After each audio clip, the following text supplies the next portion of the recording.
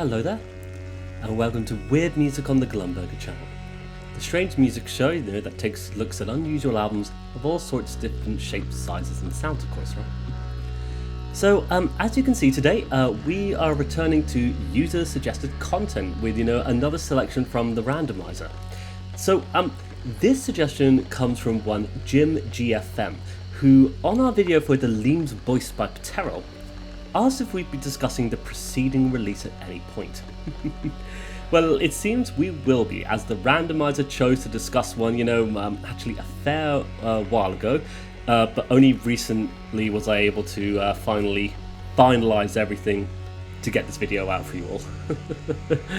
Oh goodness, it's taken a long time getting this one around for various reasons, but here we are. And I am actually glad to be to have found the time to discuss this one, as this is another incredibly introspective and moody album experience from Petteril.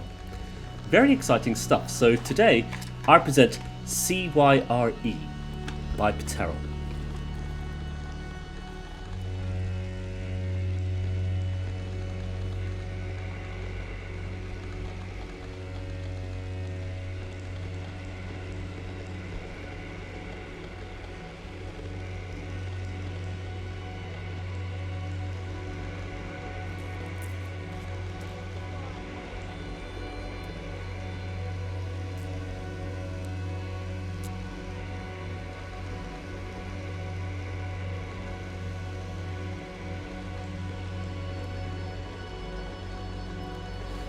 So, we're of course returning to the world of Petteril in today's episode, so, just a quick rundown of who the dude is again. Petteril is the moniker for one James Gilbert, musician and artist hailing from the UK, like myself.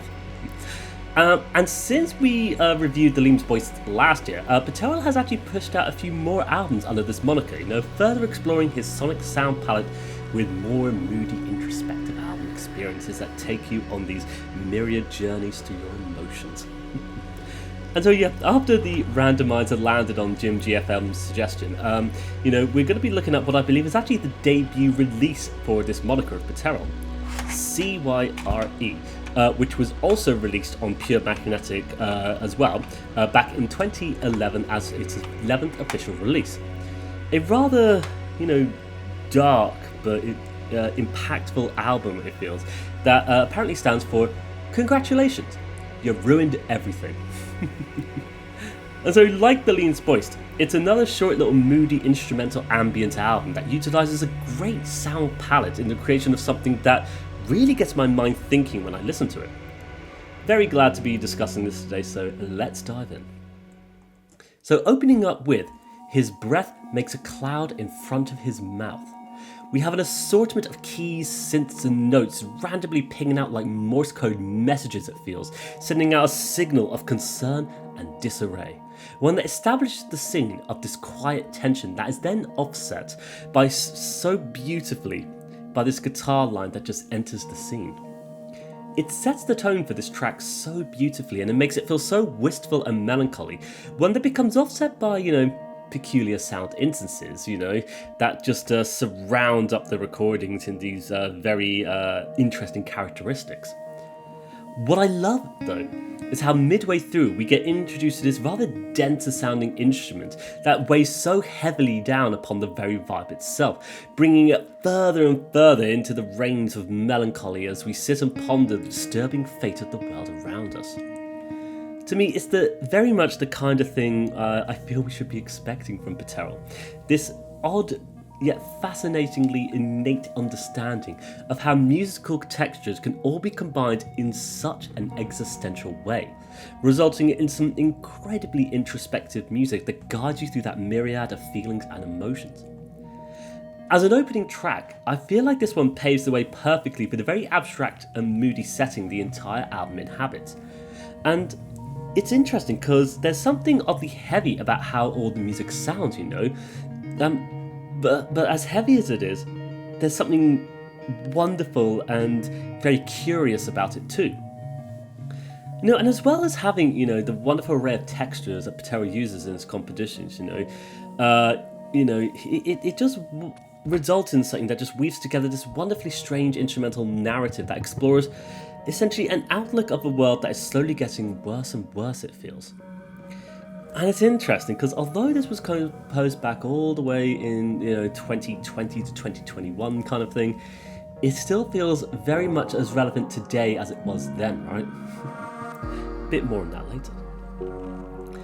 Moving on to the next track, we have Semenda. I'm not sure how it's said actually, I believe so, but who cares? So this one, it just kind of throws itself into the scene with a sudden instance of very peculiar textures, almost distorted and surrounded by static and interference, as behind it all, there's a faint remnant of piano melody that's attempting to come through it all, attempting to come out of that dark, dense miasma. It feels a little bit bizarre and uncomfortable, but it's soon enough it all regresses back to allow all of those musical textures to just do their work, letting this acoustic guitar come through to guide the composition towards that wistful melancholy ambience once more. It's a very strange track, I have to admit, one that feels like a rather confusing array of both acoustic and electronic instrumentals, accompanied by these very unusual field recordings that guide the track so nicely towards this unusual soundscape.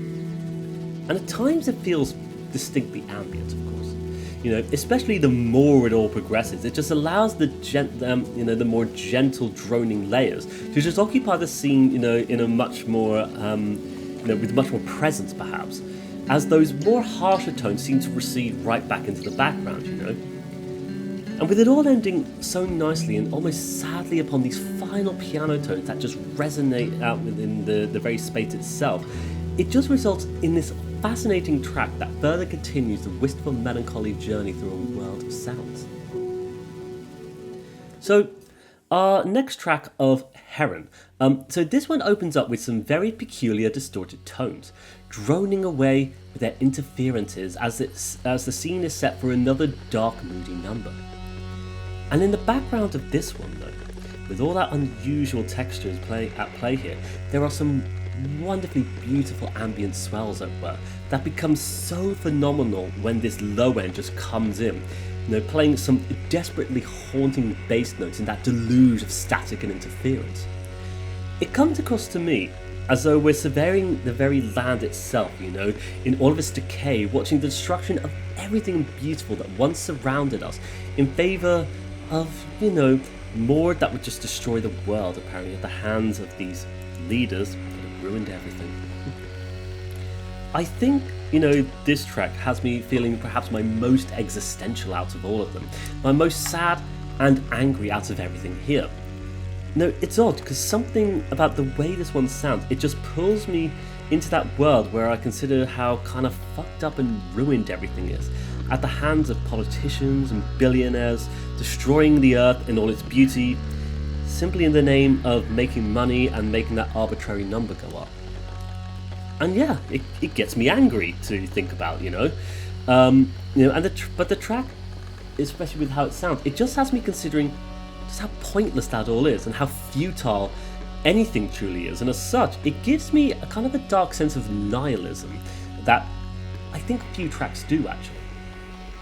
There's a couple of albums, here and there that have expressed this very notion to me, but this particular track has really done it in such a way, that it's odd because it gets me in such a way that I can't really explain properly, if that makes sense, because it's just instrumental music, but I just feel so, I don't know, angry. But yeah, it's an incredibly abstract instrumental performance, essentially, that just builds and builds with bigger and bigger layers, and more instances of drones and electronics to pile on top of everything, and making us feel more powerless and defenseless to it. I think it is perhaps one of my favourite tracks on this album, and without a doubt, I think one of my favourite things I've actually heard from Petteril across his many releases, as it's just something that truly blows me away whenever I hear it. To continue talking about this one though, the final minute of this song, following that incredibly dense deluge of electronics, it turns the composition into something a little more lighter perhaps. A small patter of notes floating upwards to the sky, like the glimpse of a heron rising out from a small portion of nature hidden in amongst the concrete forests of modern cities. Maybe. But it's just how it comes across to me.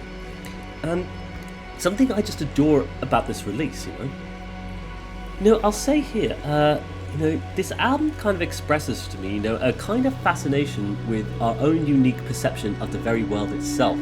And it's something that I find very intriguing, with Petteril very abstractly, yet oddly concisely expressing that strange understanding that he has in particular through the use of his instrumental music.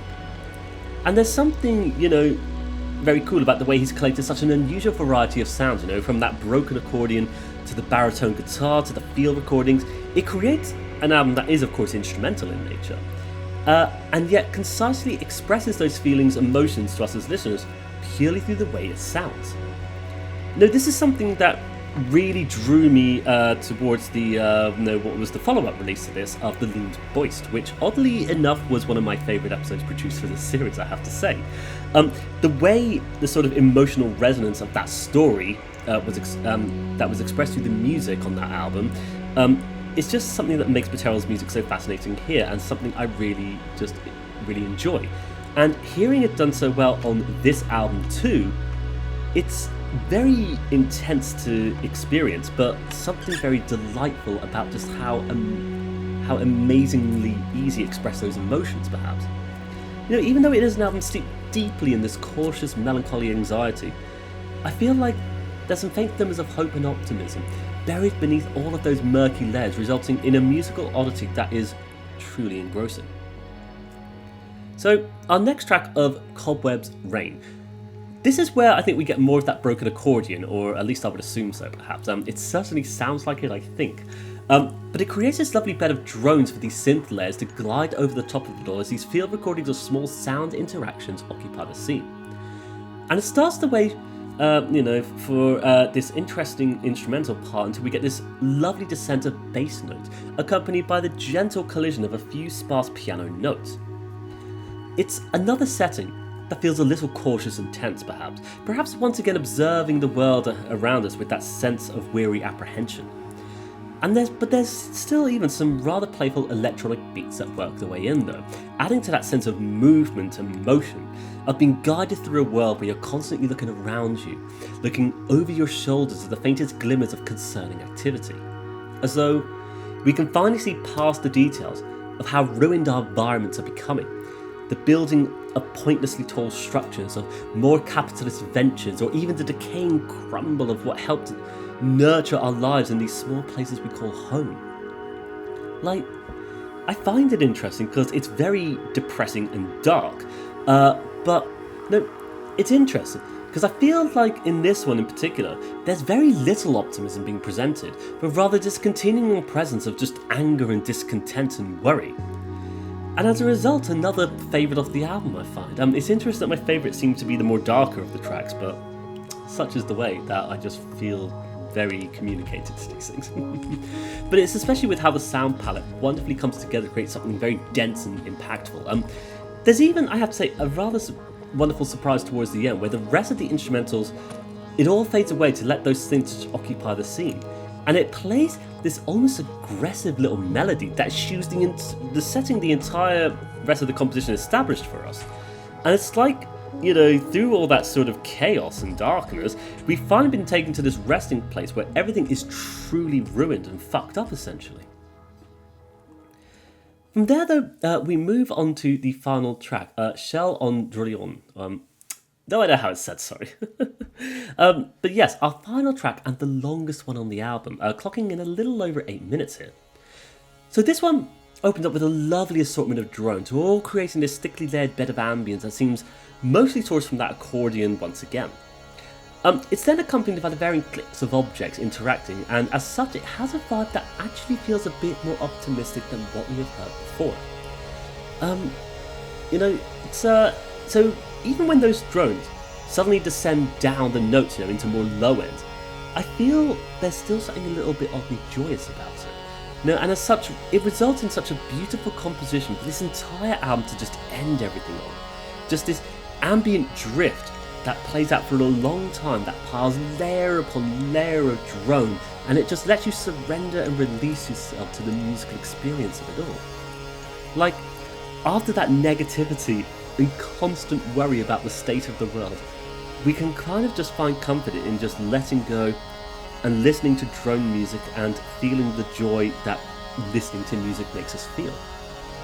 I think very neat way for Petteril to have ended everything like this, you know? Something that is perhaps still a little bit cautious in some respects, of course, especially in context of this whole album, but it still feels much more open to just rejoicing and celebrating its weird sense of existence. At times, it does feel like the composition is just almost threatening to fall away into more peculiar moments of abstraction though, perhaps referencing to those ruined elements in life that are now just charred, burned, destroyed and rubble. But before long, it does drift right back into those comfortable droning layers once more. And it just creates this final moment of contemplation that lets us take a deep breath of air and, in spite of everything, just appreciate what it is we can enjoy in life in spite of everything. A sense of optimism, against everything we have just experienced. Truly remarkable, beautiful composition, and what a way to close this thing off. So, my goodness, what an album here. Like, I have to say, I just really adore the work that Petteril does with his music, you know? His imaginative way of expressing his understanding of complex human emotion and cathartically expressing to that in the form of abstract instrumental music. It is perhaps the very essence of what I truly adore about experimental ambient releases though. Music that concisely presents to us themes and emotions without the use of a single word. All we have to go on is just the vibes of the music itself, as well as how it makes us feel when we hear it. And hearing this album, it makes me feel nervous and a bit angry and frustrated, as it has me considering all the things that have been ruined by those in power, how the pursuit of money has resulted in a world that seems to care less and less about anything that's actually truly important. It's the kind of thing that has played on my anxieties so much more in these years, I have to say. The kind of things that I can't help thinking about, even though to do so is to go down that well of depression, essentially. It is what it is, of course. But it is why I adored this release though, the way that understanding of these emotions of frustration, of anxiety, but also perhaps more importantly of hope and optimism, all expressed to us by Petteril through his very peculiar soundscapes. And it is that emotional resonance that makes it such a fascinating listen to, and something, much like his following release of the Leems Boyste, it's most likely going to stick with me for many years to come, no doubt. I'll say it here, long-time viewers of this show probably know that emotional resonance in music is probably one of the main things that just draws me into a lot of the albums I want to review on this show. It's what drew me into the Leems Boyste, as well as that fascinating story it had. But here, it's that resonance, tied in with such a concern for the world around us, that makes it amazing and fascinating and just oddly exhilarating as well. And it fascinates me that an album that stands for "Congratulations, you ruined everything," a name steeped in such cynicism, and yet across the entire course of the album, you're actually shown a much broader stroke of emotions across the many different tracks than what the album's name suggests. It's interesting because I think it would be all too easy to just express pure cynicism itself, in the form of all of these performances. But instead, Petteril has used this opportunity to express the many gamut of emotions that come through being concerned in these current days and times. And as well, released back in 2021, but nearly 4 years on, feels every bit as relevant as it did back then, right? I do feel maybe that some of the optimism expressed in some of the tracks is a little bit misplaced, but maybe that's only with consideration to how the world is nowadays though, and maybe that is also me just letting the cynicism take over actually, rather than the actual inclusion of optimism being something important in the creation of your music, in what Petteril was doing here, to just help guide him through some really turbulent times, Like, we need hope and optimism during these tumultuous times, because without it we can fall into those traps of misery and depression and just make things worse and worse for ourselves as well as these people who are also making things worse for us, and it just continues this perpetual cycle. And although it feels harder and harder to be optimistic, like, we sometimes just have to try our best, don't we? And so, before we close this one off actually, we actually have some words from James Gilbert himself regarding this very album and his creative process. So yeah, in preparation for this episode, I reached out to Gilbert to find out a little bit more about his, very strange musical project that has captured my curiosity. So yeah, rather lengthy interview here, but I am fascinated by what he has to say about, his music, his craft, his influences. So get comfortable, it's time to hear from James Gilbert. Question 1. Who is Petteril? James Gilbert. I'm originally from Stoke. Went to uni in Manchester. Interactive art. Nothing to do with music. And stayed there for hundreds of years before eventually moving up to Cumbria about 10 years ago with my wife. Now we have 2 kids and a dog and live in a water mill in the middle of nowhere. Question 2. How long have you been making music for? I was in bands when I was probably about 16, punk rock and hardcore. In the mid-2000s, I started messing about with synths and samplers on computers. Guitar stayed in the picture for most of it. It is very haphazard. In hindsight, I guess you'd say it was post-rock type stuff, and I was certainly listening to a lot of experimental electronic post-rock type stuff back then. The guy I was making music with had been in a pretty well-known hardcore emo band, and so we did a few gigs and a short tour of Norway. Totally out of our depth, winging it, improvising and making things up as we went along. Somehow, eventually that evolved into me making solo, naive, catchy electronic music under the name Marofleur, and I released on a net label called Hippocamp. Played a lot of gigs, etc. Eventually I decided I should concentrate on my proper job, graphic designer. I actually got a bit fed up of making music. I don't think the technology was at a level I felt comfortable with. You had to work too hard to get good sounding stuff. I'd frequently be up at 2 to 3 AM making reactor patches or Nord micro modular patches that never did what I intended, and I just didn't have the time in the day. It ended up pissing me off so much that I sold all my kit. I had so much good stuff. Nord micromodular, a Juno, a Korg, an old valve-driven Krumar Multiman. Makes me sick now thinking what I sold. But hey, I just wanted out at that point. Question 3. What drew you into making ambient music? The pandemic. Well, not ambient music as such, but just making music again in general. It had been 10 years or more since I'd made any music. I always listened to music though. That never stopped some kit I did keep though. A baritone guitar, a clarinet and an accordion. Plus for work I use a laptop and an iPad Pro. So I started messing about with those and seeing what I could do. I knew I didn't want to accumulate a load of kit again, but I did get a few tape recorders. I got an old UA reel-to-reel field recorder that journalists used to use. I've now sold that. It's in Australia now. An old Tascam 4-track? I won't sell that. It's so gritty and warm sounding. And a few little handheld dictaphone type things. At first, I just wanted to make textural evolving loops, you see. In fact, I still do. I think that might be my next project. Long, meandering textural loops. Question 4.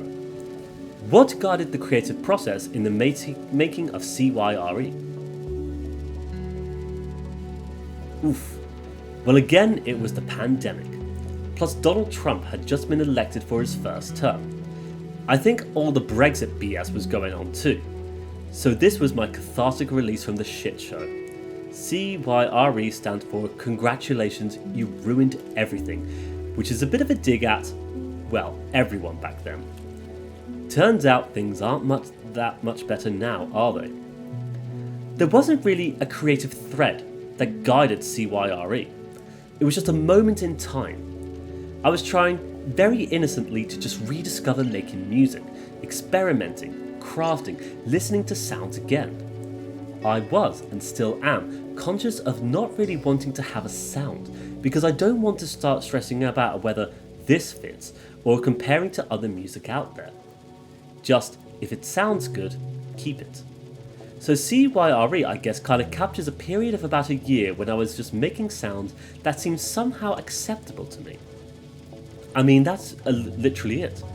I got a bit more conceptual releases after that, but CYRE, I don't know, I sort of look at it as quite innocent, maybe even naive, but free too.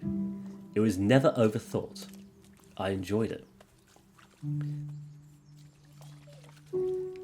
Number 5. What informed the naming of the 5 tracks on CYRE? I like song names that are overly obtuse or pretentious in a good way. Like, I love Joan of Arc and their song titles. They have a level of pretentiousness to them that is humorous, but poetic and unexpected. I mean, it's easier to drink on an empty stomach than eat on a broken heart, or on a bedsheet in the breeze on the roof. They paint pictures before you even hear the music. Big fan of Tim Kinsella. But yeah, his breath was kind of an ode to that. Samantha was a made-up word that kept cropping up in my head, and it just fit the track. Plus, I'd just seen the film Midsummer, and Florence Pugh with flowers in her hair was in my head. Heron. This is ridiculous. I didn't have a name for the track. When I write music on the computer and it comes to save, I'm so bad. I just smash the keys and hit save, and then I name everything at the end of the process. So it was probably called something like or something. When I was mixing and preparing to send to Taylor Dupree for mastering, I just thought, I can't call this track and I just started staring out the window listening to it. We overlook a river, and a massive heron took off on the riverbank and flew right toward me and over our house. I wouldn't usually give a track such a basic name, but it seemed fate. Cobwebs, rain, similar thing. Shishel on Dronian. The track is an accordion playing drones in a forest and some empty snail shells rattling about. Add an extra X to be a bit cryptic and show off a little, and boom, Shishel on Dronian. Question 6. What is your favourite thing about creating music? I've tried explaining this before, but it's hard to put into words. I'm a graphic designer and I went to art school, and I've made countless visual pieces in life. But music, sound, making noises, there's something incredibly pure about it. I can't put my finger on it or verbalize it. The word pure comes closest to explaining. Sound can evoke a pure emotional response in the listener and make you happy, sad, scared, all the feelings. And you could argue that so can visual art. But it's somehow different. I keep coming back to that word pure. It's like sound incites that emotional response from within you without much context. With an image, usually the context comes first, then the emotional response, or they're at least intertwined. There are less hoops to jump through the reception of the medium and the generation of the feeling with audio. It's a better conductor. I don't know if that makes sense, but we've already established my penchant for pretentiousness. Perhaps you get what I'm saying and can word it better, but that's why I like making music, because I like creating something that evokes an emotional response. I find it cathartic, and I guess I hope others get something similar from it. Question 7. Who or what has been a particular influence in your creation of music? Wow, so much. I have always consumed music since I was a kid. Apparently I used to bounce in my little high chair and lose my mind when my parents played Karma Chameleon. But yeah, I think my teenage years leading into my 20s, I heard and discovered so much great music from going to punk rock shows and playing gigs. There was a huge factor in me wanting to make music myself. It was the scene. Everyone knew each other, and we'd literally travel the length of the country to go see 3 bands play to 50 people in a pub. It's hard to explain now because the word emo kind of became a dirty word, but there were a lot of bands around in the early 2000s who didn't really fit into a genre. They were punk rock, but kind of hardcore, but experimental. Now they'd probably be called post-rock, post-punk, or just hardcore or something. Back then, emo-core was a term coined and thrown around. In the early days, it didn't mean what it come to mean today. Today people think My Chemical Romance is something. It was not that. There were so many creative, impressive bands out there who got tagged as emo back then. For example, bands like Fugazi were referred to as emo for a kind of 1 to 2 year period in early 2000s. It's mad. So yeah, that whole scene played a big part in my early musical life. DC hardcore, Chicago post-rock. But there's not really a specific influence in my music from other artists. Or I guess you could say that everything I listen to is an influence. Nothing or everything. Whether subconsciously or consciously, everything you consume all filters into your audio aesthetic, the sounds you find pleasing. Question 8. What are some of your favourite albums? Some from those early days I mentioned of hardcore, post-punk, post-rock, in no particular order. Spy vs Spy, Little Lights. This was my friend's band from Stoke. I did the artwork. Kerosene 454 at Zero, a masterpiece, criminally underrated. Joan of Arc, live in Chicago, so much staying alive in lovelessness. Take your pick, greatest of all times. Sam Prekop. Sea and Cake, Oui, perfection. Gasta des Stol, Camouflage, stunning record. Blues subtitle is outstanding. Then some others post my post-rock phase, no particular order. Dino Saluzzi and Janja Licha, Ojos Negros, love a bit of accordion.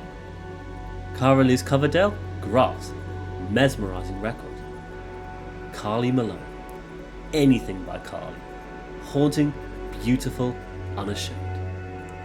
Ortesha, anything by Ortesha, in my opinion the most underrated musical artist of all time, which might sound weird given that they're pretty highly rated, but they should be fucking deified. Vladislav Delay, all of his stuff, the rhythms, the textures, the journeys his music takes you are on intense. Shuttle 358, Frame. This was a big one for me. I remember hearing the opening track from this in Pelican Records in Manchester, later Boomcat, when it came out, and buying it and some other 12k releases on the spot. Le Bradford. Absolutely outstanding everything they did. Can't believe I managed to see them live with David Parho, Slint, Robin Guthrie, Cocteau Twins, and Sigur Rós all in the same gig in 2000. Fujita love. I also really dig listening to lots of radio shows on NTS, Radio Sigma on SoundCloud, etc. Up until recently, I had a show called Gloom Variations on HKCR, but I have stopped doing it after a year due to the fact that it took up time and wasn't paid. I'll do the odd mix every so often for people. If anyone wants to pay me to do a regular radio show, I'll happily oblige. So, of course, a huge thanks to James Gilbert for taking the time to chat about this one. Some very in-depth responses about it, but I just love the expression of everything here. I think it tells us, so much more about the guiding forces behind this rather unusual project, Have to admit, bit of amusement over the brief story of Gilbert naming his tracks random things on the computer. As someone who also dabbles in the creation of music, this is something I can really get behind, as it's something I do as well. Make a song, smash the keyboard on saving it, figure out the names later, right? Sometimes anyway. But yeah, another thing that really stood out to me, is what Gilbert was mentioning about the creation of music, in this very, with sound being this very amazing way to express things. It's odd. He mentions about maybe myself wording it better, but I think he's actually worded this perfectly himself in the answer there. The emotional response you get from hearing things being something that's very direct and immediate when it comes to music, whereas with other forms of medium, it comes to you in other ways, perhaps. Very fascinating, I have to say. But yes, of course, it's also very interesting as well, what Gilbert tells us, in regards to this album as well. The little unusual parallels of what was happening at the time that guided this very album to actually what's currently happening in this current day and age, right? Elections, politics. Now, as mentioned, I try not to think about it because it winds me up, but it's hard to ignore the constant battering onslaught of misery and corruption rampant into our day-to-day lives. But irrespective of that, experience such disdain in these situations, music, both creating it and hearing it, can be an incredibly cathartic thing to do that helps guide us through these tumultuous experiences. And I can appreciate how Gilbert, especially after feeling, following that period where he was selling his instruments and stuff, and had that period of not making music, found himself at a very difficult time, during Brexit, elections and things, and during all that frustration, guided that all into creation of music, coming back to music and using that to guide yourself through these difficult times. Like, listening to it, I really get that kind of cathartic release from the experience of anger and frustration at a steadily more unfair world. And although Gilbert tells us that this is perhaps not as conceptual as his later releases, I can still appreciate the wonderful genesis of this project, beginning with something that is still incredibly cathartic to hear. It's what I adore about music. Music that, when experienced, takes you on those emotional journeys. Truly amazing. And so I think with that, we will come to the end of our episode of Weird Music there. Another bit of a long one here. I did not expect this one to be as long as it has been. I thought this would be a nice short one, but hey, it happens. These episodes end up being however long they end up being. But yeah, a huge thanks to JimGFM for suggesting this one, and a huge thanks to James Gilbert for providing us with a lot more context on this one as well. I have to say, it's been an absolute delight returning to this, the sonic soundscapes of Petteril. Something about the way he conjures up, such vivid expressions of emotions and concepts through his music just makes it amazing to listen to. And anytime I hear his music, I've just always found myself just transported through these incredibly introspective and fascinating stories when just hearing it all. Ones that delve very deep into, rather moody, grumpy themes, and yet still retain interesting qualities with a hint of hope and optimism that make it so fascinating. Amazing stuff. So yeah, if you want to check this one out, or any of the newer releases by Petteril, then by all means, check out the links to the album and other releases in the description below, of course. Once again, if you have any suggestion for future content, by all means, write a comment below. I'll add it to the list of recommendations, why not? For now, I would like to thank you for watching today's episode of Weird Music. I wish you all the best. Take care, and bye-bye for now. Bye-bye.